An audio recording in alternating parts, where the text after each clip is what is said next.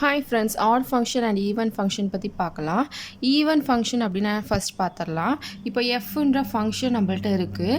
அந்த ஃபங்க்ஷனில் எக்ஸுக்கு பதிலாக நான் மைனஸ் எக்ஸ்ன்னு ரீப்ளேஸ் பண்ணும்போது திருப்பியும் நம்மளுக்கு அந்த எஃப்ன்ற ஃபங்க்ஷனே கிடச்சிச்சு அப்படின்னா அது ஈவன் ஃபங்க்ஷன். ஓகேவா? ஸோ அதுக்கான எக்ஸாம்பிள் இங்கே இருக்குது.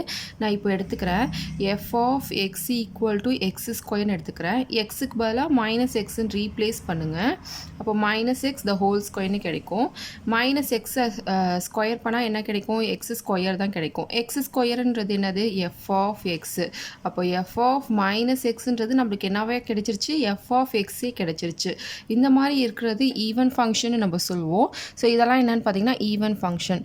ஆட் ஃபங்க்ஷன் அப்படின்னா என்னென்னு பார்த்தீங்கன்னா அதே தான். எஃப்ன்ற ஃபங்க்ஷனில் எக்ஸுக்கு பதிலாக மைனஸ் எக்ஸ்ன்னு ரீப்ளேஸ் பண்ணும்போது நம்மளுக்கு மைனஸ் எஃப் ஆஃப் எக்ஸ்ன்னு கிடச்சிச்சின்னா அது ஆட் ஃபங்க்ஷன். ஓகேவா? இதெல்லாம் தான் ஆட் ஃபங்க்ஷனுடைய எக்ஸாம்பிள்.